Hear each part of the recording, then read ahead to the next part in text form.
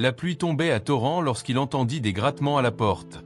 Au début, il crut que ce n'était que le vent, jusqu'à ce qu'un gémissement bas et douloureux résonne sur le porche. Le cœur battant, il ouvrit la porte et resta sans voix. Ceci est l'histoire d'une rencontre improbable qui défiait les lois de la nature et redéfinissait le sens de la compassion. Un récit de courage silencieux, montrant comment, parfois, nos plus grandes peurs peuvent se transformer en liens profonds. Les éclairs déchiraient le ciel comme des veines lumineuses, tandis que Thaddée Mortier observait la tempête à travers la vitre embuée de sa cabane. À 78 ans, il connaissait le moindre son de la forêt cramoisie qui entourait sa propriété isolée. Le sifflement du vent entre les pins centenaires. Le martèlement de la pluie sur le toit en bois usé. Le murmure lointain de la rivière améthyste. Mais ces grattements à la porte d'entrée n'appartenaient pas à la symphonie familière de la forêt. Thaddée se figea, ses doigts noueux serrant sa tasse de tisane aux herbes sauvages. Le bruit se fit entendre de nouveau, plus insistant, presque désespéré. Ce n'était ni le vent, ni une branche tombée. C'était quelque chose de vivant. Qui pourrait donc être là, dehors, dans cette tempête démoniaque ? Murmura-t-il en ajustant ses lunettes à monture dorée sur son nez aquilin. Le vieil ex-chasseur, désormais retraité, se traîna jusqu'à l'étagère au-dessus de la cheminée et saisit son vieux fusil, plus par habitude que par intention. Depuis 15 ans qu'il avait abandonné la chasse, l'arme n'était plus qu'une relique d'un passé qu'il préférait oublier. Un nouveau grattement, suivi d'un son bas mi-gémissement, mi-rugissement fit vibrer le bois de la porte. « Quoi qu'il en soit, ça ne partira pas », murmura Thaddée, se positionnant prudemment et tournant la poignée rouillée. Ce qu'il vit en ouvrant la porte lui coupa le souffle. Là, tremblante sous la pluie battante, se tenait une magnifique jaguar. Son pelage doré, parsemé de rosettes noires, était trempé et collé sur son corps musclé. Du sang s'écoulait d'une profonde coupure à l'avant-patte, se mêlant à la boue et à l'eau de pluie. Mais ce n'est pas cela qui paralysa Thaddée. C'étaient ses yeux d'un ambre profond, presque dorés sous la lumière vacillante de la cabane. Il n'exprimait aucune férocité. Il ne contenait qu'une supplique silencieuse, une intelligence transcendant la barrière entre l'homme et l'animal. Puis, le félin se déplaça légèrement, dévoilant ce qu'il dissimulait sous son corps, deux petits, pas plus gros que des chats domestiques, tremblant et miaulant faiblement. « Mon Dieu !» souffla Thaddée. La jaguar ne grogna pas, n'avança pas. Au contraire, elle jeta un regard du vieil homme vers l'intérieur de la cabane, puis de nouveau vers lui. Une demande claire, impossible à ignorer. Le temps sembla se figer tandis que l'homme et le prédateur se toisaient, à la frontière de deux mondes. La raison criait à Thaddée de refermer la porte, de se protéger. Tout ce qu'il savait de la vie sauvage lui disait que c'était de la folie. Mais il y avait quelque chose de plus ancien que la raison à l'œuvre en cet instant. Une force primordiale reconnaissant le désespoir d'une mère, quelle que soit son espèce. La jaguar fit un pas en avant, ses yeux ne quittant jamais ceux de Thaddée. À cet instant précis, le vieil homme sut que la décision qu'il prendrait changerait tout. Et, contre toute logique, il s'écarta, ouvrant le chemin. « Viens, murmura-t-il, avant que je ne retrouve mes esprits. » Thaddée observa, incrédule, l'imposante jaguar s'aventurer prudemment dans sa cabane, portant un petit par le cou pendant que l'autre titubait à ses côtés. Le félin adulte boitait visiblement, sa patte blessée à peine effleurant le plancher de bois. « Je n'ai aucune idée de ce que je fais, » murmura Thaddée pour lui-même, refermant la porte contre la tempête furieuse. La jaguar déposa le petit près de la cheminée et se tourna vers Thaddée.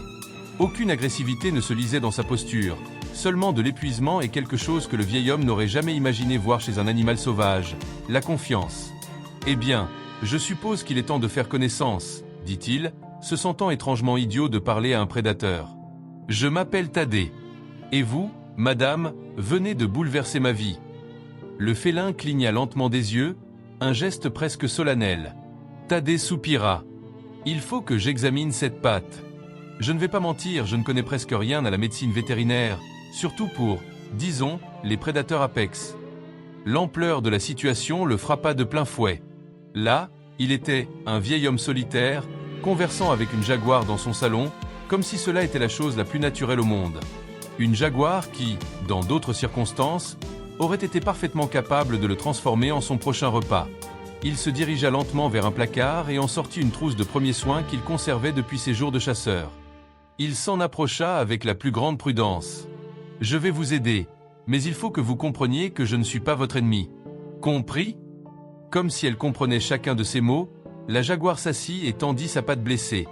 Ces petits, désormais plus visibles sous la lumière chaude de la cheminée, observaient avec de grands yeux un mâle et une femelle, remarqua Thaddée. Le petit avait une tache blanche au-dessus de son œil droit. La femelle arborait des rosettes étonnamment symétriques rappelant des constellations. « Vous êtes une mère courageuse », murmura-t-il en nettoyant soigneusement la coupure. « On dirait l'œuvre d'un piège. » Des braconniers, Jean Paris. Les gardes forestiers luttent contre ce fléau depuis des années. La blessure était profonde, mais propre. Miraculeusement, il ne semblait pas y avoir de tendons ou d'artères compromis.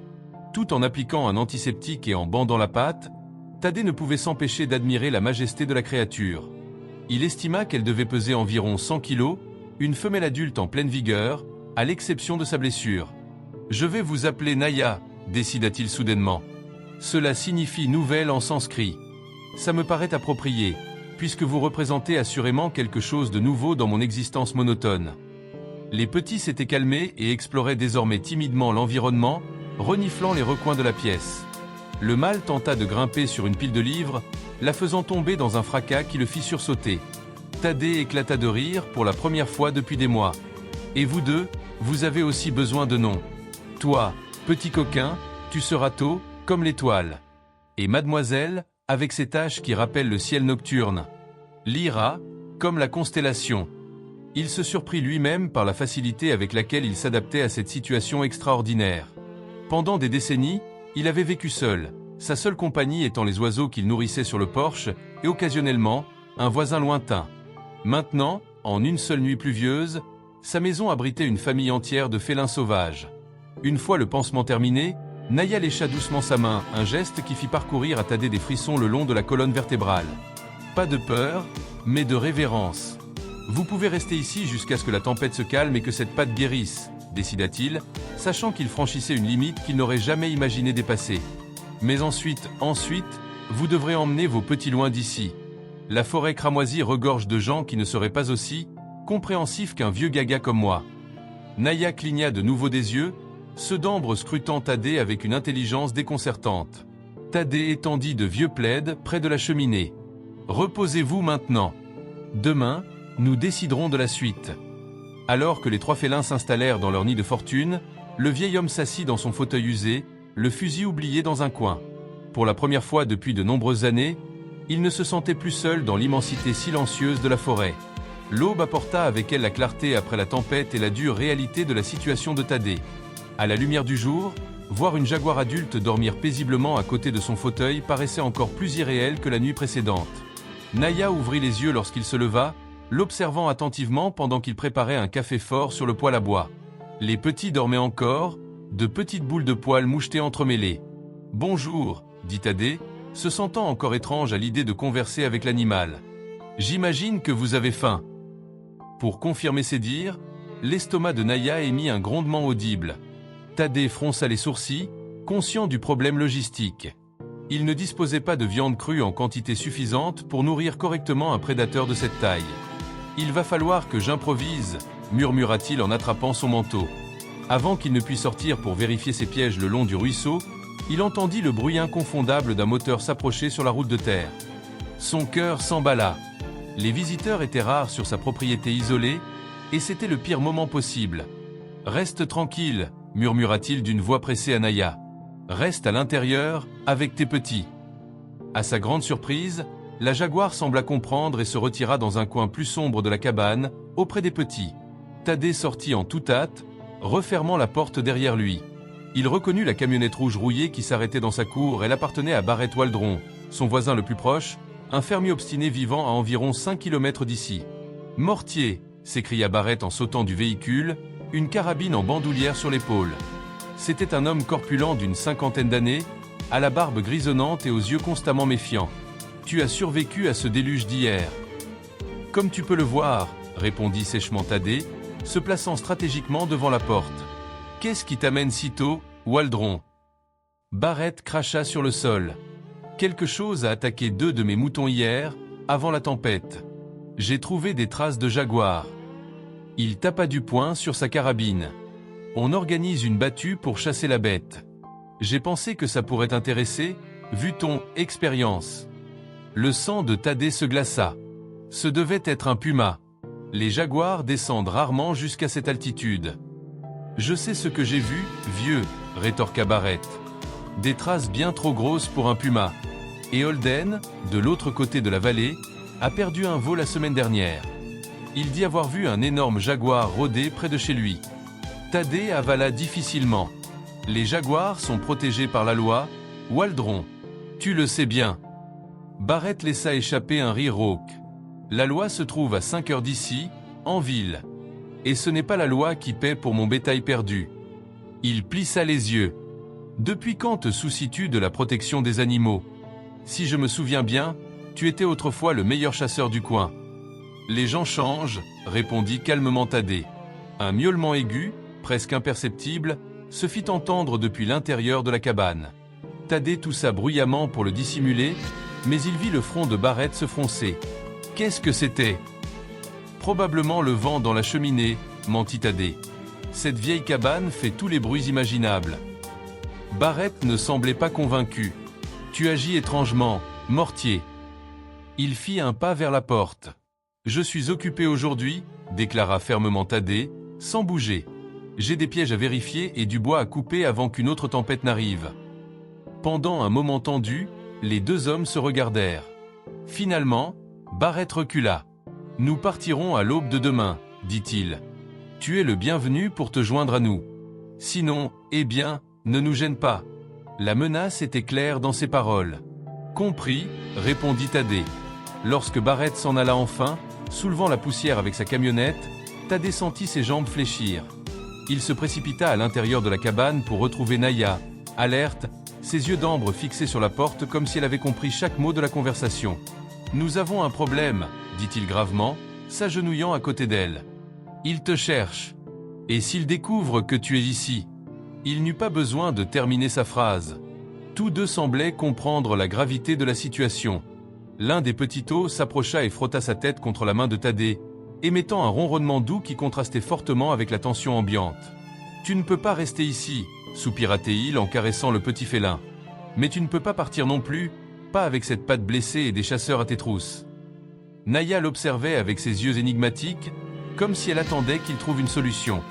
Thaddée ne s'était jamais senti aussi partagé. D'un côté, abriter des prédateurs sauvages était de la folie.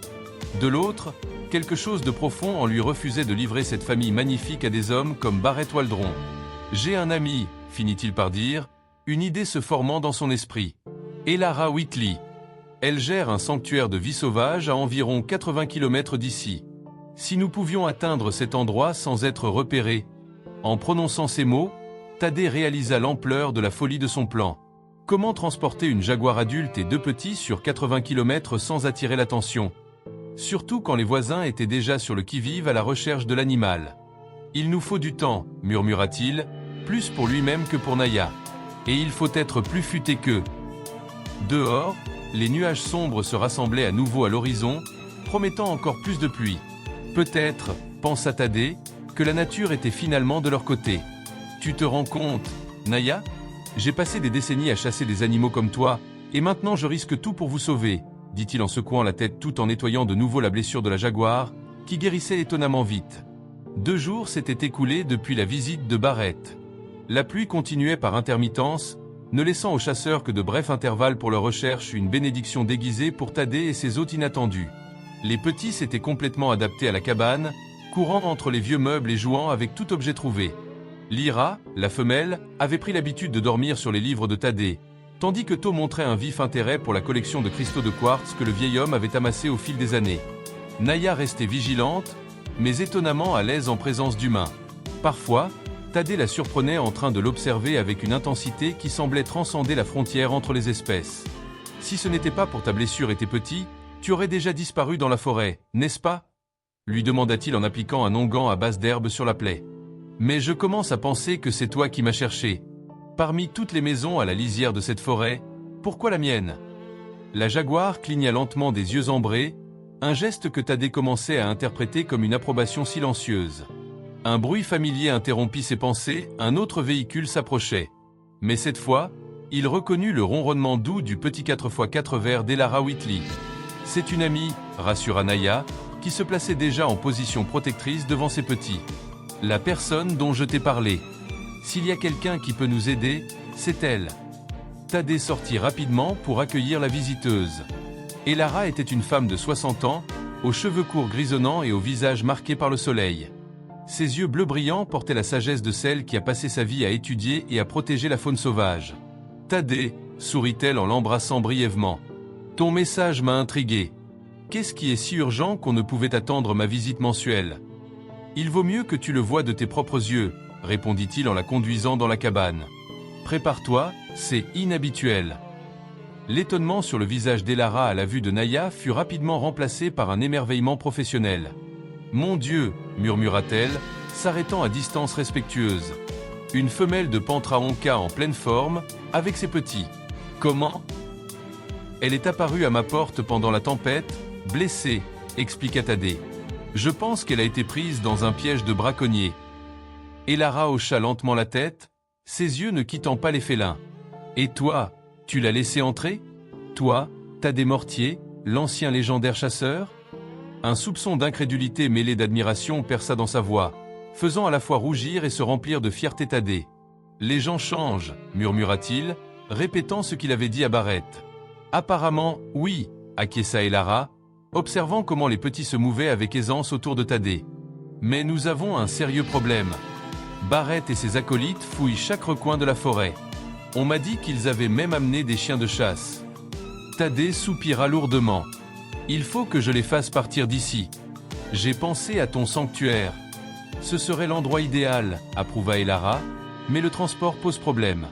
Je ne peux pas simplement rouler avec une Jaguar à l'arrière de mon 4x4. Et l'hélicoptère que vous utilisez pour les secours. Il est en maintenance annuelle. Nous ne pourrons repartir qu'après 2 semaines. Le désespoir se faisait sentir chez Thaddée. Chaque jour qui passait augmentait le risque d'une découverte. J'ai une autre option, proposa Elara après un moment de réflexion. La grotte bleue. Tu la connais ? La grotte au versant nord de la montagne ? Celle avec les cristaux de quartz bleu ? Exactement. Elle est profonde, comporte plusieurs salles et surtout, elle offre une sortie de l'autre côté de la chaîne, près de la limite ouest du sanctuaire. Si nous parvenons à y amener Naya et ses petits, ils pourraient traverser jusqu'au sanctuaire par la grotte, compléta Thaddée, sentant renaître une étincelle d'espoir. C'est trop loin pour y aller à pied avec les petits et sa patte blessée. J'ai un pick-up avec compartiment fermé, expliqua Elara. Nous pourrions les transporter de nuit, en empruntant la route forestière secondaire qui contourne les fermes. L'idée était risquée, mais réalisable. Le plus grand défi serait de convaincre Naya d'entrer volontairement dans un véhicule. Comme si elle lisait dans ses pensées, Elara commenta « Je n'ai jamais vu une Jaguar aussi conciliante envers les humains. On dirait qu'elle comprend ce que nous disons. » « Crois-moi, répondit Thaddée en observant Naya qui les regardait fixement, « j'ai parfois l'impression qu'elle comprend mieux que nous. » Cette nuit-là, après qu'Elara soit partie préparer le transport, Thaddée s'assit aux côtés de Naya sur la véranda de la cabane, regardant le ciel étoilé. Les petits dormaient à l'intérieur, épuisés après une journée de jeu. « Demain soir, nous partirons, » murmura-t-il doucement, sa main caressant délicatement le pelage soyeux de la Jaguar. « Tu seras en sécurité au sanctuaire. Tu pourras élever tes petits loin des pièges et des fusils. » L'idée aurait dû lui apporter du réconfort, mais à la place, il ressentait une étrange mélancolie. En quelques jours seulement, ces animaux avaient comblé un vide dans sa vie solitaire qu'il ignorait même. Naya tourna lentement la tête et le regarda droit dans les yeux. Avec une délicatesse presque calculée, elle pressa sa massive tête contre l'épaule du vieil homme. Ce geste, d'une tendresse presque humaine, fit couler des larmes inattendues dans les yeux de Thaddée. « Tu vas me manquer, » murmura-t-il, s'autorisant à étreindre doucement le puissant prédateur. « Vous m'avez rappelé quelque chose que j'avais depuis longtemps oublié. » Sous le manteau étoilé de la nuit, l'homme et la bête restèrent en silence, unis par une compréhension qui transcendait les mots. La nuit suivante arriva, enveloppée d'un épais brouillard, un cadeau de la nature pour leur mission clandestine. Thaddée termina de préparer un petit sac à dos avec des fournitures médicales pour la patte de Naya, quelques provisions et son fidèle couteau. Le bruit d'un moteur approchant alerta à la fois l'homme et la Jaguar. Elara était arrivée avec son pick-up, comme convenu. « Tous les systèmes sont opérationnels », annonça-t-elle à voix basse en entrant. « Le brouillard est parfait pour nous. Aucun signe des chasseurs sur la route secondaire. » Son regard se posa sur Naya et les petits, qui semblaient percevoir la tension dans l'air. Comment allons-nous la convaincre d'entrer dans le compartiment du pick-up? Laisse faire, répondit Thaddée avec une confiance qu'il ne ressentait pas entièrement. Il s'agenouilla devant Naya, cherchant dans ses yeux une compréhension muette. Pas besoin de mots, il savait qu'elle comprenait l'urgence de la situation. Il prit l'une des couvertures sur lesquelles les petits avaient dormi ces derniers jours et la déposa dans une grande cage de transport qu'Elara avait apportée. « Viens, Naya !» appela-t-il doucement en indiquant la cage. « C'est pour ta sécurité. Pour la sécurité des tiens. » À la grande surprise d'Elara, Naya s'approcha prudemment de la cage, la reniflant. Puis, avec douceur, elle saisit l'un des petits par le cou et le déposa à l'intérieur. Se retournant, elle alla chercher le second. « Incroyable !» murmura Elara. « En 20 ans de travail avec les félins sauvages, je n'ai jamais vu cela. »« Elle est spéciale », répondit simplement Thaddée. Une fois les petits installés, Naya hésita brièvement avant d'entrer dans la cage plus grande qu'Elara avait spécialement préparée pour elle. Thaddée ferma la porte avec soin, ressentant une boule dans la gorge en voyant ses yeux ambrés le fixer à travers les barreaux. « Tout ira bien », promit-il, sachant qu'il essayait de se convaincre autant qu'elle. Ils chargèrent les caisses dans le pick-up avec une extrême précaution. Elara prit le volant pendant que Thaddée s'asseyait sur le siège passager, une carabine chargée sur les genoux, une précaution nécessaire. Le voyage débuta dans un silence tendu, seulement troublé par le ronronnement du moteur et le miaulement occasionnel des petits. La route secondaire n'était guère plus qu'un sentier boueux serpentant à travers la dense forêt. « Tu tiens vraiment à eux, n'est-ce pas ?» demanda Elara après quelques kilomètres. Thaddée fixa la route devant lui. « Je n'aurais jamais pensé dire cela à propos d'un prédateur, mais oui. Il y a quelque chose en eux, une intelligence, une dignité. Tu as changé, Thaddée. La dernière fois que nous avons parlé de vie sauvage, tu prenais le contrôle des populations par la chasse. Peut-être est-ce la vieillesse qui adoucit mon cœur, répondit-il avec un demi-sourire. Ou peut-être que je commence enfin à voir les choses clairement. » Soudain, un faisceau lumineux apparut dans le rétroviseur, fendant le brouillard. « Nous avons de la compagnie, » alerta Elara, accélérant légèrement. « Barrett, » murmura Thaddée, reconnaissant les contours de la camionnette rouge. « Comment nous a-t-il trouvés ? Il a dû repérer mon pick-up près de ta cabane plus tôt et te surveiller. » Le véhicule qui les suivait accéléra, se rapprochant rapidement. Les phares clignotaient à plusieurs reprises, un signe évident pour qu'ils s'arrêtent. « Nous ne pouvons pas nous arrêter, » décida Thaddée. « Il reste combien jusqu'à la grotte ? » « 10 de kilomètres, mais il y a un problème, l'entrée se trouve à près d'1 kilomètre de la route. Il faudrait porter les caisses en pleine forêt. » La camionnette de Barrett se plaça désormais tout contre l'arrière du pick-up, klaxonnant sans relâche. « J'ai une idée, » dit Thaddée. « Continue tout droit, mais ralentis un peu. Je vais m'occuper de Barrett. »« Qu'est-ce que tu vas faire ? » ?»« Gagner du temps. » Lorsque le pick-up ralentit légèrement, Barrett profita de l'occasion pour se rapprocher. Thaddée baissa la vitre et fixa le voisin furieux. « Mortier, qu'est-ce que tu fabriques ? Arrête ce véhicule immédiatement. »« Je ne peux pas, Barrett. Nous sommes pressés. Je t'ai vu charger de grandes caisses dans ton pick-up. Qu'est-ce que tu caches ? » Thaddée joua sa carte. « Nous avons trouvé un cerf blessé. Nous l'emmenons au sanctuaire d'Elara. » La mention du cerf sembla dérouter Barrett un instant, offrant à Elara l'opportunité d'accélérer de nouveau. Mais le soulagement fut de courte durée, la camionnette reprit la poursuite, désormais avec plus de détermination. « Il ne t'a pas cru, » conclut Elara, ses doigts blanchissant sur le volant. Une courbe serrée se présenta devant eux. « Accroche-toi » cria-t-elle, exécutant une manœuvre risquée qui les mit momentanément hors de la vue de Barrett. « Par ici » indiqua Thaddée en pointant du doigt un sentier presque invisible entre les arbres. Le chemin vers la grotte. Elara tourna brusquement le volant, quittant la route principale pour emprunter le sentier étroit. Ils avancèrent d'environ 200 mètres avant que les phares de la camionnette n'éclairent de nouveau la route principale. « Éteins les phares » ordonna Thaddée. Dans l'obscurité soudaine, ils restèrent immobiles, écoutant le bruit du moteur de la camionnette de Barrett qui diminuait. Ils cherchaient leurs traces. « Nous n'avons pas beaucoup de temps » murmura Elara. « Il faut amener les caisses jusqu'à la grotte maintenant, pendant qu'il est désorienté. » Ils coupèrent le moteur et se mirent rapidement à décharger les caisses. Le poids de celle de Naya exigeait que les deux la portent, tandis qu'ils prenaient chacun la caisse d'un petit. La forêt était plongée dans une obscurité presque totale, le brouillard ne laissant voir qu'à quelques mètres devant eux. Guidés seulement par une petite lampe de poche qu'Elara tenait entre ses dents, ils avancèrent lentement sur le sentier escarpé. Au loin, ils entendirent des voix. Barrett n'était pas seul. Il avait amené d'autres chasseurs. Ils se dispersent dans la forêt, murmura Thaddée. Le hurlement des chiens se fit entendre parmi les arbres, envoyant des frissons dans le dos des deux hommes. Si les chiens reniflaient l'odeur de la jaguar. Enfin, l'entrée de la grotte bleue apparut devant eux, une ouverture sombre dans la paroi de la montagne, partiellement dissimulée par des formations rocheuses. Nous y sommes, soupira Elara. En ouvrant les caisses des petits, To et Lyra bondirent immédiatement, curieux de leur nouvel environnement. Naya, quant à elle, resta prudemment dans sa cage, observant et reniflant l'air. Tout va bien, rassura Thaddée en s'agenouillant. Tu dois traverser cette grotte. Il y a une sortie de l'autre côté, près du sanctuaire. Vous serez en sécurité là-bas. Comme si elle comprenait parfaitement, Naya sortit enfin de la cage. Sa patte blessée était bien mieux, elle boitait à peine désormais. Les aboiements des chiens se rapprochaient. Il n'y avait plus de temps. Va, insista Thaddée, la voix émue. Emmène tes petits vers la sécurité. Naya le regarda une dernière fois, ses yeux d'ambre brillant dans l'obscurité. Puis, à la stupéfaction des deux humains, elle s'approcha et pressa son front contre la poitrine de Thaddée, un geste d'adieu, de gratitude. Des larmes silencieuses coulèrent sur le visage ridé du vieil homme lorsque Naya se détourna finalement, appelant ses petits d'un grognement sourd.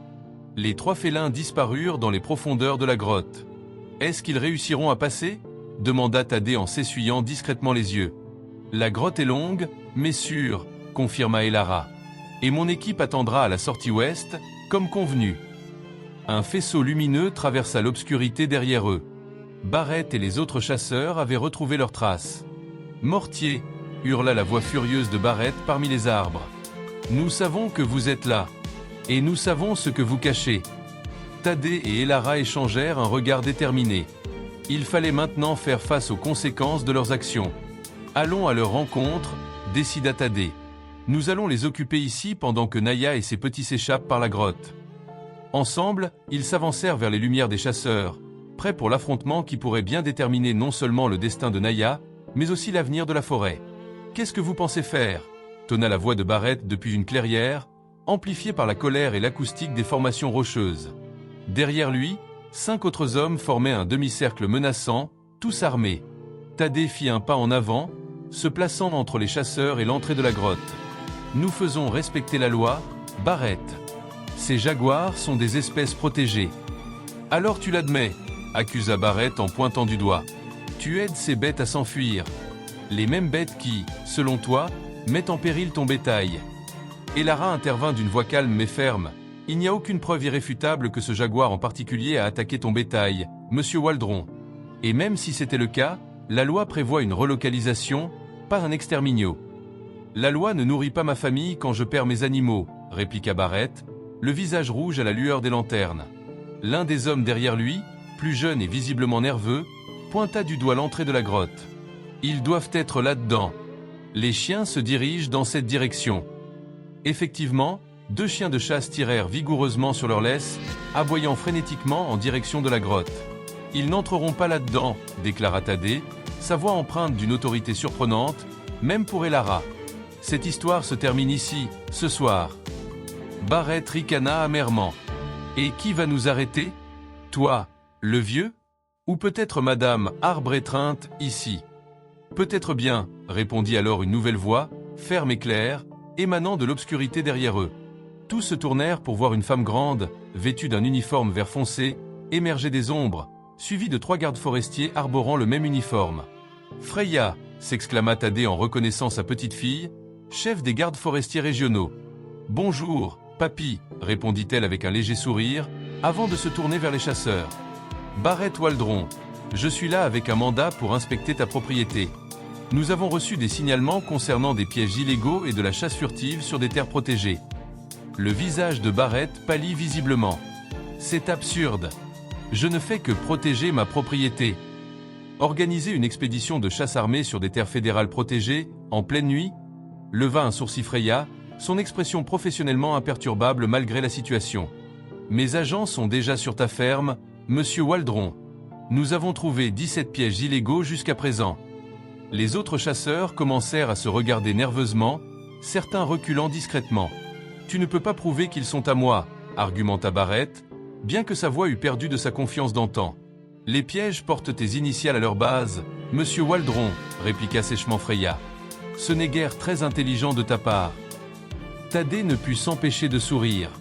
Sa petite fille avait toujours été perspicace, même enfant. « Maintenant, vous avez tous deux options, » poursuivit Freya d'une voix qui ne laissait place à aucune discussion. « Vous pouvez remettre vos armes pacifiquement et m'accompagner pour déposer vos déclarations, ou je peux vous arrêter pour chasse illégale en zone protégée, port d'armes illégales dans un parc national et poursuite d'une espèce menacée.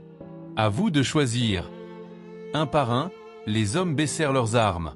Seul Barrett resta défiant. « Ce n'est pas fini, » murmura-t-il, fixant Thaddée. « Cette bête reviendra, et quand elle reviendra, elle ne reviendra pas, » interrompit Elara. « Elle est en cours de relocalisation vers un sanctuaire fermé, où elle vivra en sécurité avec ses petits. » « Des petits » s'étonna Barrett. « Il y a aussi des petits ?»« Oui, » confirma Thaddée. « 2.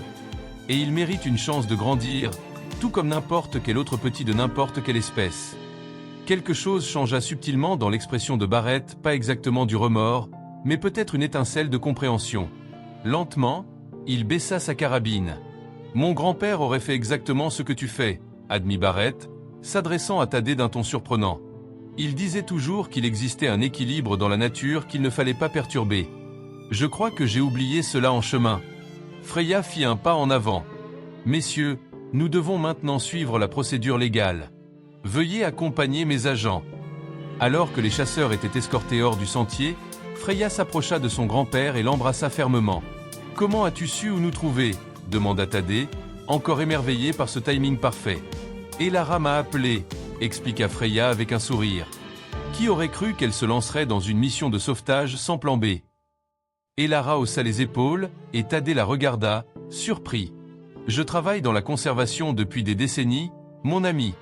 J'ai appris à toujours prévoir un plan de secours. » Les trois marchèrent jusqu'à l'entrée de la grotte, regardant l'obscurité où Naya et ses petits avaient disparu. « Est-ce qu'ils réussiront ?» demanda Thaddée, sa voix trahissant son inquiétude. « Mon équipe est déjà positionnée à la sortie ouest, » assura Freya. « Dès qu'ils en sortiront, ils seront transportés en toute sécurité au sanctuaire. » La lumière de l'aube commençait à teinter le ciel de rose et d'or, marquant la fin de cette nuit extraordinaire. « Tu protégeais une jaguar, » commenta Freya, regardant le grand-père avec un nouveau respect. « Toi, qui disais que les prédateurs n'étaient que des problèmes à dents. » Thaddée sourit mélancoliquement. « Comme je l'ai dit à Barrett, les gens changent. » 6 mois s'étaient écoulés depuis la nuit de la traversée par la grotte bleue. La vie de Thaddée avait changé de manière qu'il n'aurait jamais imaginée. La cabane solitaire à la lisière de la forêt cramoisie n'était plus vide. Freya, inspirée par le courage de son grand-père, avait décidé de se rapprocher de lui. Elle venait désormais régulièrement, parfois passant des semaines entières là-bas, équilibrant son travail de garde forestière et le temps consacré à l'aîné. L'histoire de la « jaguar de Thaddée », comme on l'appelait, s'était répandue dans la région. À sa grande surprise, l'ancien chasseur était devenu une sorte de célébrité locale, un symbole de transformation et de conservation. Ce matin d'automne, Thaddée ajusta son chapeau pendant qu'il et Freya empruntaient la route sinueuse menant au sanctuaire de la vie sauvage Horizon Bleu, géré par Elara. « Tu es nerveuse ?» demanda Freya en remarquant comment le vieil homme serrait la petite boîte en bois sur ses genoux. « N'importe quoi, » grogna-t-il, bien que son cœur battît la chamade. « Tu ne vas probablement même pas me reconnaître. » Freya sourit, sachant mieux. Le sanctuaire s'était agrandi ces derniers mois, grâce en partie à la publicité générée par l'affaire de Naya. De nouvelles installations avaient été construites, y compris un centre éducatif où les visiteurs pouvaient apprendre l'importance de la conservation des prédateurs. Elara les accueillit à la porte principale, son visage s'illuminant à la vue des visiteurs. « Vous arrivez au bon moment », les salua-t-elle. Nous étions sur le point de commencer l'alimentation. Elle les guida le long d'un sentier bien entretenu jusqu'à une aire entourée d'une discrète barrière en verre renforcé. L'enceinte était immense, plusieurs hectares de forêt naturelle, de ruisseaux et de formations rocheuses recréant l'habitat idéal pour ces résidents particuliers.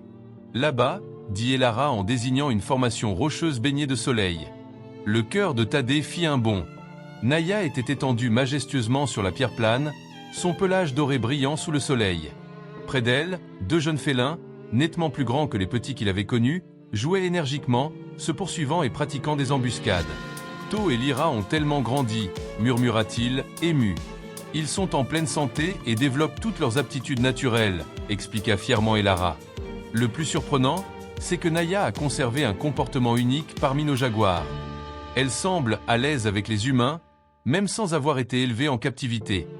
Pour appuyer ses dires, Naya leva soudainement la tête, ses yeux d'ambre se fixant directement sur Thaddée. Un moment sembla suspendu dans le temps. Puis, à la stupéfaction générale, la jaguar se redressa gracieusement et commença à s'avancer vers la barrière, ses mouvements fluides et mesurés. Incroyable, souffla Elara. D'ordinaire, elle garde ses distances en présence des visiteurs. Naya s'arrêta à quelques mètres de la barrière, ses yeux ne quittant jamais ceux de Thaddée. Il y avait là une reconnaissance, une certitude inexplicable. « Bonjour, vieil ami », dit doucement Thaddée en s'approchant au point de presque toucher le verre. La jaguar s'assit, l'observant avec la même intensité qui l'avait tant fasciné lors de cette nuit de tempête. « Je t'ai apporté quelque chose », poursuivit-il, conscient de l'absurdité de converser avec un prédateur comme s'il s'agissait d'une vieille amie.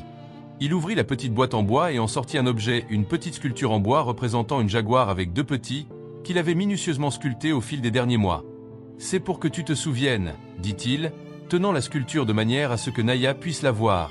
« Tout comme je ne t'oublierai jamais. » À la surprise générale, Naya s'approcha encore, au point que son souffle embua légèrement le verre. Ses yeux oscillaient entre Thaddée et la sculpture, comme si elle en comprenait véritablement la signification. « Monsieur Mortier » appela timidement une jeune employée qui s'approchait. « Madame Whitley a suggéré que vous laissiez cela dans son enclos. Nous avons des procédures sécurisées pour installer des objets d'enrichissement dans les habitats. » Thaddée regarda Elara, qui acquiesça d'un signe encourageant. Quelques minutes plus tard, ils observaient depuis une plateforme surélevée pendant que la petite sculpture était soigneusement posée sur une pierre plate dans le territoire de Naya. La jaguar suivait tout le processus avec curiosité, gardant une distance respectueuse jusqu'à ce que les humains se retirent. « Elle ne s'approchera pas tant que nous serons là, » expliqua Elara. « C'est dans sa nature sauvage. » Mais Thaddée savait mieux. « Laissez-la tranquille. Elle viendra quand elle sera prête. » Pendant le déjeuner au centre des visiteurs, Freya aborda un sujet qui lui trottait dans la tête depuis des semaines. « Papy, nous développons notre programme éducatif de la garde forestière. Nous cherchons quelqu'un qui connaît profondément la forêt et sa faune pour donner quelques conférences aux étudiants et aux touristes. » Elle marqua une pause significative. Quelqu'un qui puisse parler de la manière dont les humains et les prédateurs peuvent coexister. Thaddée haussa les sourcils. « Tu me proposes un emploi, ma petite ? » « Je te propose un sens, » corrigea-t-elle avec un sourire. « Ton histoire avec Naya est puissante. Elle peut changer les mentalités, tout comme elle a changé la tienne. » Avant qu'il ne puisse répondre, une employée du sanctuaire se précipita vers leur table. « Madame Whitley, Monsieur Mortier, vous devez voir ça. » Ils la suivirent rapidement jusqu'à une salle de surveillance où plusieurs écrans affichaient les images des caméras discrètement placées dans le sanctuaire. « Caméra 7 » indiqua l'employé en pointant un écran particulier. L'image montrait Naya, perchée sur la pierre où la sculpture avait été déposée. Avec une délicatesse surprenante pour un prédateur de sa taille, elle reniflait l'objet, le touchant doucement de sa patte. Puis, à la stupéfaction générale, elle se coucha à côté de la sculpture, reposant sa massive tête tout près de la miniature en bois, comme si elle en gardait précieusement le secret. « Elle comprend », murmura Thaddée, la voix étouffée par l'émotion. D'une manière ou d'une autre, elle comprend vraiment. À cet instant, en observant ce lien inexplicable et profond entre un homme et un prédateur, qui, selon toutes les lois de la nature, aurait dû être ennemis, Thaddée trouva la réponse à la proposition de Freya. Il y avait des histoires à raconter, des leçons à partager, des ponts à construire entre des mondes longtemps séparés par la peur et l'incompréhension. « Quand est-ce qu'on commence ?» demanda Freya, les yeux toujours rivés sur l'image de Naya à l'écran. 1 an plus tard, Thaddée ajusta le micro fixé à sa chemise en observant l'auditoire qui remplissait l'amphithéâtre du tout nouveau centre éducatif Naya au sanctuaire de la vie sauvage Horizon Bleu. Étudiants, environnementalistes, fermiers locaux, un mélange improbable de personnes venues écouter ses paroles. « On dit qu'on n'apprend pas de vieux singes de nouveau tour », commença-t-il d'une voix rauque mais forte, résonnant dans la salle. « Eh bien, je peux vous assurer que ce vieux singe a appris la leçon la plus importante de sa vie à 78 ans, lors d'une nuit de tempête. » Ces conférences mensuelles étaient devenues un événement populaire, attirant des gens de toute la région. L'histoire de la jaguar qui avait frappé à sa porte captivait l'imagination de tous, mais c'était la transformation personnelle de Thaddée de chasseur à conservateur qui touchait véritablement les cœurs. À côté de la scène, Freya et Elara regardaient avec fierté. Le programme d'éducation environnementale qu'elles avaient développé ensemble produisait des résultats tangibles. Ces derniers mois, 3 fermiers locaux avaient transformé une partie de leur propriété en réserve naturelle. Le nombre de signalements de chasse illégale avait chuté de façon spectaculaire. Le plus extraordinaire, ce n'est pas d'avoir une jaguar dans mon salon, continua Thaddée. C'est d'avoir compris qu'au cours de ma vie, j'avais érigé des murs fondés sur la peur et l'incompréhension, alors que j'aurais pu bâtir des ponts. L'écran derrière lui s'illumina d'images de Naya et de ses petits, désormais presque adultes, évoluant dans le sanctuaire. La plus marquante montrait Naya étendue à côté de la petite sculpture en bois que Thaddée avait sculptée, un objet qu'elle gardait encore, à la grande surprise des chercheurs en comportement animal. Naya m'a appris que même les frontières les plus anciennes peuvent être franchies si nous nous permettons de voir au-delà des étiquettes que nous nous collons prédateurs et proies, hommes et bêtes, ennemis et amis. Après la conférence, en discutant avec les participants, Thaddée aperçut un visage familier s'approcher timidement, celui de Barrett Waldron. L'ancien antagoniste paraissait différent, moins rigide, d'une certaine manière. À ses côtés se trouvait un garçon d'environ 10 ans, regardant Thaddée avec une admiration évidente. Mortier salua Barrett d'un hochement de tête. Conférence intéressante. Waldron, répondit Thaddée, surpris. Je ne m'attendais pas à te voir ici. Barrett posa sa main sur l'épaule du garçon. Mon petit-fils, Oliver. Il n'a cessé de parler de ton histoire après l'avoir entendu à l'école. Il m'a presque traîné ici. Oliver sourit timidement. Est-il vrai que la jaguar t'a laissé la caresser, monsieur ? Thaddée esquissa un sourire. Très rarement, quand elle le permettait. Les jaguars ne sont pas des animaux de compagnie, mon garçon. Ce sont des créatures magnifiques qui méritent notre respect et une certaine distance. J'ai apporté quelques changements à la ferme, commenta Barrett, visiblement mal à l'aise. Nous avons installé des clôtures spéciales au lieu de pièges. Et nous avons commencé à utiliser ces dispositifs sonores que ta petite fille avait recommandés pour tenir les prédateurs à distance sans leur faire de mal. Je suis impressionné, admit sincèrement Thaddée. Barrett haussa les épaules. Les temps changent. Nous devons nous adapter nous aussi. Il fit une pause. D'ailleurs, j'aimerais te montrer quelque chose, si tu as un moment. Intrigué, Thaddée suivit Barrett et Oliver à l'extérieur du centre, où le fermier ouvrit la porte arrière de sa camionnette, désormais d'un bleu profond, et non plus de ce rouge usé. À l'intérieur, trônait un tableau encadré, une magnifique représentation d'une jaguar assise majestueusement sous la lumière de la lune, avec 2 petits jouants autour d'elle. Oliver a peint, expliqua Barrett avec une fierté évidente. Il a remporté le concours d'art de l'école. Je pensais que cela pourrait trouver sa place ici, au centre, si tu le trouves adéquate. Thaddée sentit une vague d'émotion en contemplant l'image, si pleine de vie et de respect pour l'animal qui avait changé son existence. C'est parfait, dit-il en souriant au garçon. Cela trônera magnifiquement à l'entrée principale pour que tout le monde puisse le voir. Plus tard dans la journée, après que le centre se soit vidé de ses visiteurs, Thaddée accomplit son rituel mensuel. Avec une autorisation spéciale et accompagné d'Elara, il se rendit sur la plateforme d'observation privée offrant une vue privilégiée sur l'habitat de Naya. « Elle va bien » demanda-t-il, comme à son habitude. « Mieux que jamais » répondit Elara en lui tendant des jumelles. « Regarde la clairière au nord. » À travers l'objectif, Thaddée aperçut Naya allongée gracieusement dans l'herbe haute. À côté d'elle, à sa grande surprise, se tenait un majestueux jaguar mâle, dont le pelage doré scintillait sous le soleil couchant. Un compagnon, s'émerveilla-t-il. Elara acquiesça. Il a été réintroduit il y a 3 mois dans le cadre du programme. Ils se sont tout de suite bien entendus. Les spécialistes sont impressionnés. Normalement, une socialisation aussi complète prendrait bien plus de temps. Elle mérite une compagnie, commenta Thaddée en observant les 2 félins se reposant côte à côte. Tout le monde le mérite. Comme si elle se sentait observée, Naya leva la tête et fixa la plateforme. Même à distance, Thaddée ressentit cette connexion inexplicable, une compréhension silencieuse transcendant les espèces. « Tu sais, réfléchit-il en baissant les jumelles, quand j'ai ouvert ma porte cette nuit de tempête, je pensais n'abriter qu'une créature désespérée. Je n'avais pas réalisé que j'allais aussi ouvrir une porte en moi-même. Certaines portes, une fois ouvertes, ne se referment jamais complètement, commenta Elara avec sagesse. À l'horizon, le soleil commençait à se noyer derrière les montagnes, inondant le paysage de nuances d'or et d'ambre comme l'ambre des yeux de Naya, ces yeux qui avaient su voir au-delà de l'extérieur usé d'un ex-chasseur pour découvrir la compassion endormie.